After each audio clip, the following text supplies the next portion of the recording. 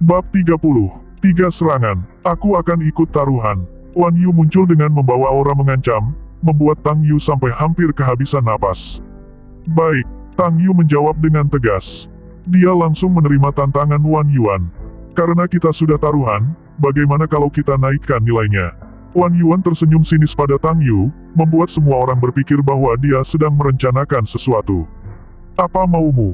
Tang Yu menggertakkan giginya, lalu bertanya. 1000 pil. 1000 pil energi murni Qi tingkat sangat tinggi. Bagaimana? Masih berani ikut taruhan? Wan Yuan puas melihat ekspresi wajah Tang Yu berubah masam. Tang Yu terlihat sudah merasa ketakutan pada Wan Yuan. Meskipun Ye Yuan itu menyedihkan, ayahnya Ye Hang adalah seorang tabib agung yang dihormati. Tidak mungkin kalau kamu tidak bisa mendapatkan pil energi murni Qi kan? Melihat mimik wajah Tang Yu, Wan Yuan semakin senang. Baik, aku terima taruhanmu. 1000 pil. Kamu pikir aku takut padamu? Tang Yu lagi-lagi menggertakkan giginya. Hahaha, kamu benar-benar punya nyali. Wan Yu kemudian berbalik dan berbicara pada semua orang. Kalian dengar, jika nanti saatnya Ye Yuan kalah, pergilah ke paviliun pengobatan harum untuk menemui Ye Hang.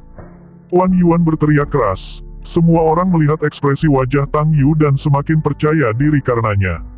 Aku ikut. Taruhanku 100 pil energi murni Qi kualitas tinggi. Aku juga ikut. Aku juga. Setelah mendengar nama Ye Hang dijadikan jaminan, semua orang yakin bahwa Ye Yuan tidak mungkin menyangkal jika dia kalah dan harus membayar taruhan. Maka, secara bergantian, mereka menyatakan setuju untuk ikut taruhan. Setelah mendapatkan seorang saksi, orang-orang yang ikut taruhan ini menandatangani surat perjanjian satu persatu. Dengan cara ini, taruhan dianggap sah.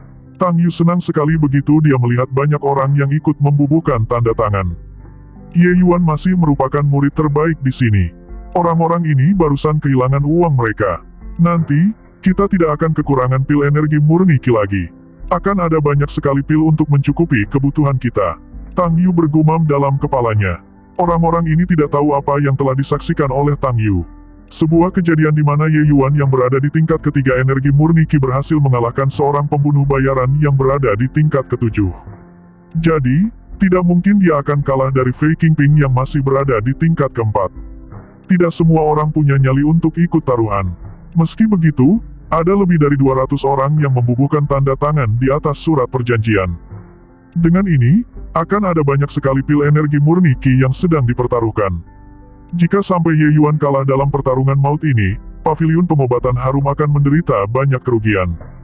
Tapi, mungkin hal ini tidak akan terjadi. Kali ini, Wan Yuan lah yang akan banyak kehilangan. Setelah masalah taruhan selesai, hari sudah menjelang petang. Fei Qingping berjalan pelan ke arena pertarungan. Iya, Fei Qingping sudah berada di tingkat kelima energi murni Qi. Benar, Ye Yuan pasti akan mampus kali ini.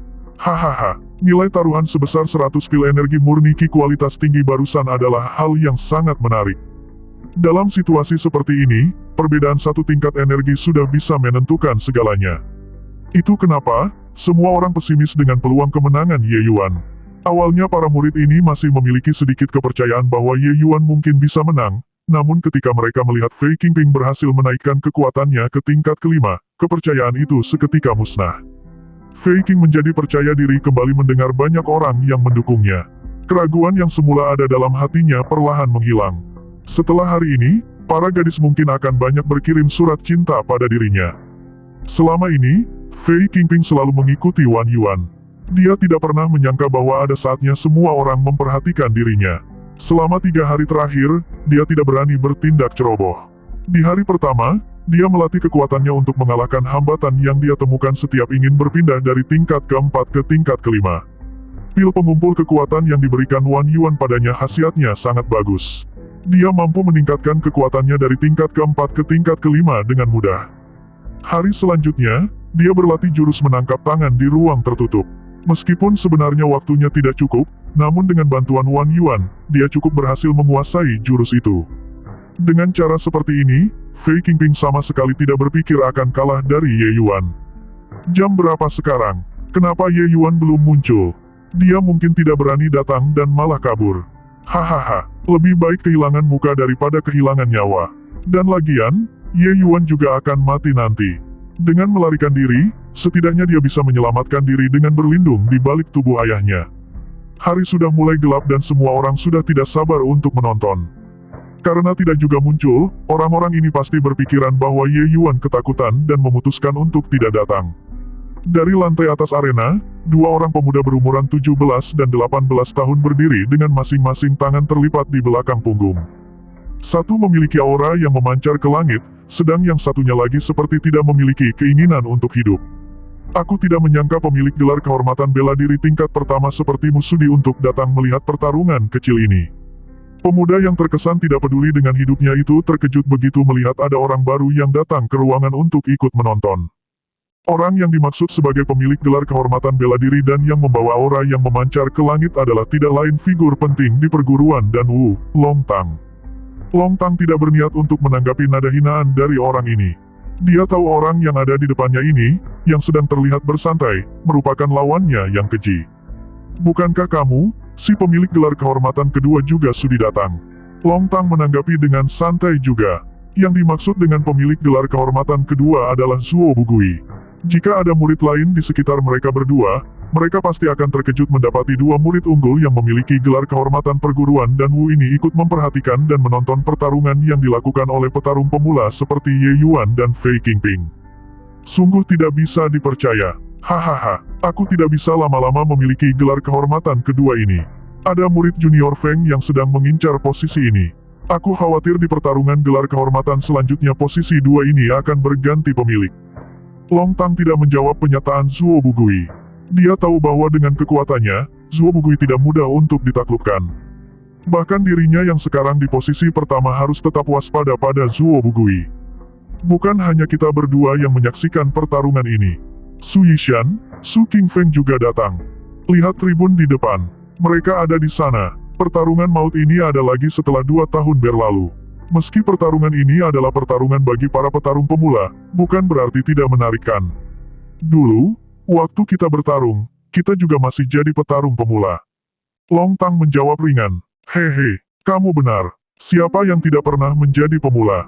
Sepertinya Su Yishan dan Wan Yuan memiliki kepentingan yang sama, sekedar menyaksikan pertarungan hanya untuk bersenang-senang. Keluarga Su dan Paviliun Pengobatan Harum tidak memiliki hubungan yang harmonis. Orang seperti dia akan senang melihat putra Ye Hang mati. Zuo Bugui sepertinya tahu betul dengan urusan orang-orang di ibu kota. Bukan urusanku, Longtang menanggapi tidak peduli. Aku tahu kamu memang orang seperti ini. Alasanmu datang ke sini pasti karena ingin menyaksikan apakah Ye Yuan berhasil menggunakan jurus telapak tangan berlapis gelombang. Dulu kamu tidak bisa menguasainya kan? Zuo Bugui cukup baik memahami Longtang.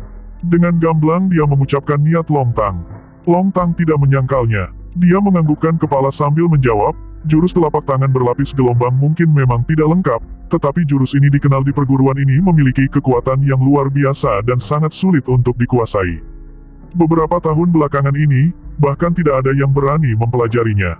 Aku ingin melihat apakah Ye Yuan sedang bercanda atau dia memang memiliki kapasitas untuk menguasai jurus itu. Zuo Bugui memocongkan bibirnya dan berkata, aku rasa kamu terlalu banyak berpikir. Bahkan orang sepertimu saja perlu sebulan untuk menguasai lapisan pertama jurus itu. Bagaimana mungkin Ye Yuan yang berada di peringkat terakhir perguruan ini mampu menguasainya? Bahkan jika seandainya dia memang mampu, tidak akan ada gunanya memakai lapisan pertama jurus ini. Perbedaan kekuatan antara Ye Yuan dan Fei Qingping sangat besar. 2 tingkatan energi murni Qi. Mungkin saja, Longtang tidak terganggu dengan Zuo Bugui dan merespon dengan santainya. Hei. Sikap apa yang kamu tunjukkan? Apa perlu menunjukkan sikap dingin seperti itu sepanjang hari? Petik 2 petik 2. Aku rasa kamu sudah tidak akan bisa menyaksikannya. Si berandalan Ye Yuan itu mungkin sudah kabur. Jam berapa sekarang? Dia masih juga belum muncul. Zuo Bugui terus saja mengoceh, meski begitu Longtang santai saja tidak menanggapi. Minggir. Ye Yuan berteriak keras sekali. Dia tertahan oleh kerumunan di luar arena, tidak bisa masuk. Itu Ye Yuan. Dia datang. Dia akhirnya berani datang. Cepat, biarkan dia lewat, jangan menunda lagi. Kamu akan segera mendapatkan pil energi murni Qi. Di tengah-tengah gelak tawa, mereka memberi jalan Ye Yuan untuk lewat. Namun, Ye Yuan tidak langsung menuju ke arena pertarungan, dia berjalan terlebih dahulu ke arah Tang Yu. Dia bertanya dengan nada licik, sudah selesai. Tang Yu tersenyum, jangan cemas adik junior Ye.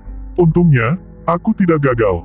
Hahaha, bagus, bagus. Setelah selesai memuji Tang Yu, Ye Yuan mengangkat dan menangkup kedua tangannya dengan sopan. Terima kasih aku ucapkan untuk para murid-murid senior yang telah memberikan aku banyak pil energi murni Qi. Aku, adik junior kalian menerimanya dengan rasa terima kasih.